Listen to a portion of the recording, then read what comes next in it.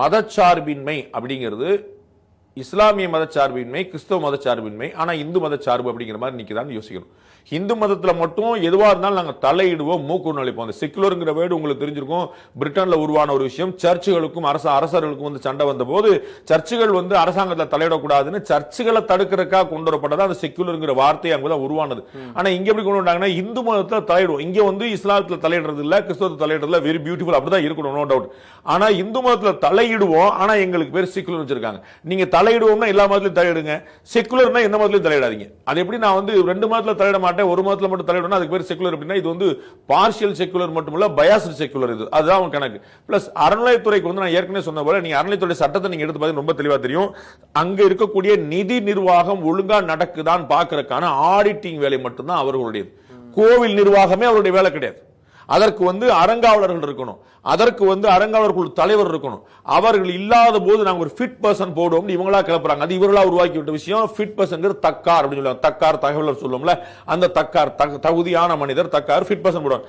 அந்த fit person இல்லாத போது ஈவோ பாப்பார்னு கொண்டு வந்துட்டு ஈவோ தான் மொத்தத்தை பாப்பார்னு ஆக்கி பல கோயில்களில் ஈவோ தான் தக்கார்னு ஆக்கி இந்த மாதிரி எல்லாமே நான் தான் போலீஸ் நான் தான் ஜட்ஜ்னா எப்படி இருக்கும்? அதுக்கு ஆடிட்டிங் ஃபீ வேற நடுவுல. அது ஆடிட்டிங் வாங்காம ஆடிட்டிங் ஃபீ வாங்கி இருக்காங்க, ஆனா ஆடிட்டிங் பண்றல. 99% கோயில்கள்ல ஆடிட்டிங் நடக்கலன்னு அவர்களே ஒப்புக்கொண்டிருக்கார்கள்.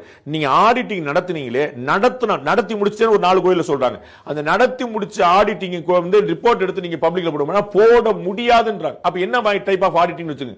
ஆடிட் பண்ணியாச்சுங்க, கணக்கு பார்த்தாச்சுங்க, 100 ரூபாய் லாபம் 50 ரூபாய் நட்டாங்க அப்படின்னு சொல்லி ஒரு கணக்கு சொல்றாங்க. அப்படியா சார், அதை எடுத்து நீங்க வந்து ஆன்லைன்ல போடுங்க, ஆன்லைன்ல போடுங்கன்னா போட முடியாதுன்றாங்க. இத்தனைக்கு எல்லா கோயிலுக்கும் இல்ல, சில கோயில்களுக்கு டீட்டெயில் போட முடியாது. நாங்க நம்பர் மட்டும் போட்டோம், ஆடிட் பண்ணிட்டோம்ல, நாங்க மொத்த வரவு இவ்வளவு, மொத்த செலவு இவ்வளவு, மொத்த லாபம் இவ்வளவு அப்படின்னு போட்டு முடிச்சுட்டாங்க. இது என்ன ஆடிட்டிங்? இது ஆடிட்டிங். அது ஒரு கணக்குள்ள இதோட பெட்டரான டீட்டெயிலான தகவல் கொடுப்பார். அப்ப வந்து எதை மறைக்கிறார்கள்? இவர்களுக்கு கார் வாங்கினது, இவர்களுக்கு தண்ணி பாட்டில் வாங்கினது, இவங்களுக்கு வந்து ஏசி மிஷின் வாங்கினது, இவங்க ஃப்ளோரிங் போட்டது, இவங்களுடைய அறநிலையத்துறையுடைய ஆணையர் அலுவலகத்தை வந்து சீர்படுத்தினது, இதெல்லாம் கோயிலுடைய காசுல சட்டவிரோதமாக எடுத்து பயன்படுத்தின பூரா அம்பலமாயிரம் பயத்தில் செய்யறாங்க. நான் ஏற்கனவே சொன்னது போல அருமனையில் நடந்த விழாவில் ஆதவர்ஜுனா இதை பேச வேண்டிய அவசியம் என்ன? கன்னியாகுமரி மாவட்டம் அருமனையில் நடந்தது கிறிஸ்தவர்களுடைய கிறிஸ்துமஸ் விழா. அங்க கிறிஸ்துவ பத்தி பேசுங்க, கிறிஸ்துமஸ் பத்தி பேசுங்க, கிறிஸ்தவர்கள் பத்தி பேசுங்க, ஜீசஸ் பத்தி பேசி எல்லா பேரும் புகழும் நீங்க தேடுங்க. அது வந்து கிறிஸ்தவ சமுதாய மக்கள் இந்தியாவுக்கும் தமிழ்நாட்டுக்கும் தமிழ் மொழிக்கும் கொடுத்த கான்ட்ரிபியூஷன் பத்தி பேசுங்க. உங்களுக்கு தேவையா கால்டுவல் பத்தி கூட நீங்க பேசிக்கங்க. அல்லது ராணி, பிரிட்டன் ராணி எங்களுக்கு நிறைய பண்ணிருக்காங்க பேசுங்க. அங்க எதுக்கு திருப்பரங்குன்றம் பேசுறீங்க?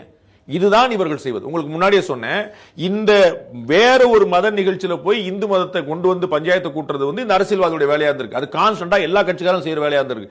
அங்க போனீங்களா, அந்த இஸ்லாம் ரம்ஜானுக்கு போனீங்க, நபி ஸல்லல்லாஹு அலைஹி வஸல்லம் பேரும் புகழும் பாடுங்க, அங்க மதத்தோட நல்ல விஷயத்தை பேசுங்க, சூப்பர். அங்க போய் நீங்க எதுக்கு பிஜேபி பத்தி பேசுறீங்க? அங்க போய் எதுக்கு நீங்க இந்து மதம் பத்தி பேசுறீங்க? இதுதான் அவருடைய கெட்ட நோக்கமா இருக்கு. அப்படி இருந்து கொஞ்சம் நெஞ்சம் இருக்கக்கூடியவங்களையும் நம்ம வந்து எப்படியாவது கெடுத்து விட்டுறணும் அப்படிங்கிறதுக்காக அந்த ஒரு மைனாரிட்டி மக்களை திசை திருப்பி அவர்கள் வந்து மூலச்செலவு செய்து அவர்கள் எப்படியாவது திசை திருப்பணும். அதுல யாராவது 1-2 பேர் வந்து தப்பான வழிக்கு போயிட்டாங்கன்னா அதை வச்சு இந்த குரூப் ஏதாவது பேசும், அதை வச்சு நமக்குள்ள இருக்கலாம். இது எப்படியாவது இந்த சமுதாயத்தை பிளக்கணுங்கிறது அந்த அரசியல்வாதியோட பொது நோக்கமா இருக்கு. இந்த கிறிஸ்துமஸ் அருமனையில் நடந்த கிறிஸ்துமஸ் விழால நீங்க திருப்பரங்குன்றம் பற்றி பேச வேண்டிய அவசியம் என்ன? இதான எளிமையான கேள்வி. நீங்க வந்து ஒரு இந்துக்களுடைய விழா விநாயகர் சதுர்த்தி அன்னைக்கு போயிட்டு நீங்க அல்லது தீபாவளி அன்னைக்கு போயிட்டு நீங்க வந்து கிறிஸ்தவர்கள் பத்தியும் இஸ்லாமியர்கள் பத்தியும் பேசுவீங்களா? வேண்டாம். ஜவாஹிருல்லா பத்தியும் தமிழ் மன்சாரி பத்தி பேசுவீங்களா? நீங்க மதத்தை பத்தி பேசணும், அரசியல் தலைவர் பத்தி நீங்க பேசுவீங்களா? இப்படித்தான் ஜவாஹிருல்லா செய்யறாருன்னு ஒரு தீபாவளிக்கு நீங்க பேசிடுவீங்களா? அப்ப எதற்கு, என்ன நோக்கத்துக்காக நீங்க பேசுறீங்க? அப்பதான் உங்களுக்கு நீங்க வந்து அங்க நடிக்கிறது மட்டும் இல்ல, இங்க நடிக்கிறது நீங்க மாஸ்டர்னு காட்டுறீங்க. அது வந்து நான் ஆதவர்ஜுனாவையோ தாவேக்காவோ சொல்ல, எல்லா கட்சிகளுமே செய்யறாங்க. தாவேக்கா தொடர்ந்து அந்த வழியில தடம் மாறாமல் வந்து நிக்குது.